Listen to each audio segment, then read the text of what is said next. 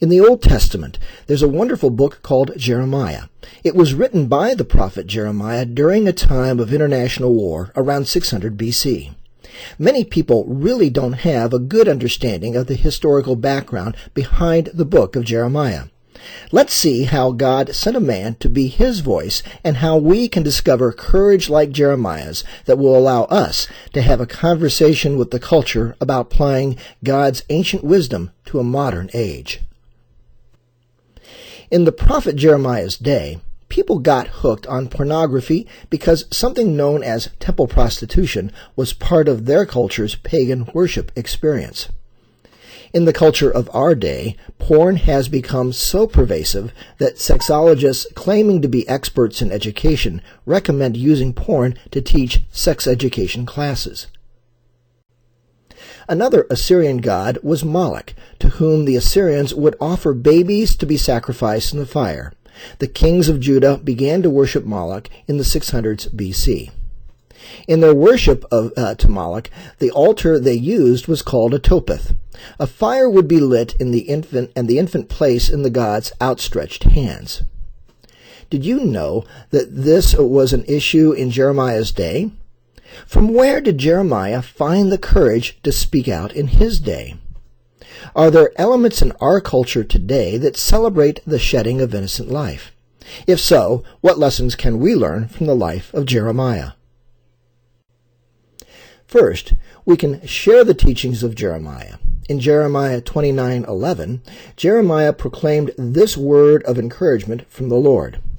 "For I know the plans that I have for you, declares the Lord, plans for welfare and not for calamity, to give you a future and a hope."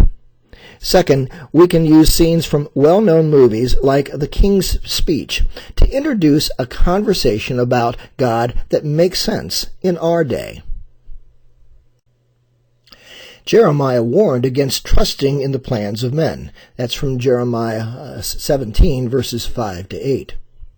He said that instead we should trust God and become like a tree planted by a stream, extending its roots to find living water. Thus, we will not fear when the heat comes. It's like that scene from the movie Alien, when the egg takes control of the man and implants a baby alien inside him. By trusting man, we've allowed a government that is big enough to give us everything we want to become capable of taking from us everything we have. In a day and age when the culture is critical of families that consist of a biological mom and dad, in a day when it seems as though the culture seeks to destroy the American family, we need people who can take a stand just as Jeremiah did in his time frame, to support the family and to express God's love for mankind. In discovering courage like Jeremiah's at the movies, we'll explore the importance of saying, "I choose us," just as the character Jack Campbell in the movie The Family Man did, played by Nicolas Cage. This is just a sampling of the 10 movies I've selected from my free newsletter, Conversations with the Culture. Movies like I, Robot, Courageous, Alien, The King's Speech, The Family Man, and Return of the King. We'll use these and other movies to help us wrestle with such topics as government abuse, the traditional family, abortion, raising children, and other social issues. The material is well suited for conversations about these and other topics with student and young adult study groups. To order my new ebook, Discovering Courage Like Jeremiah's at the Movies, just go to the website below, www.wisejargon.com/atthemovies/discovering courage like Jeremiah's. To kick the tires and preview the ebook, go to the website and download the issue using the movie Alien.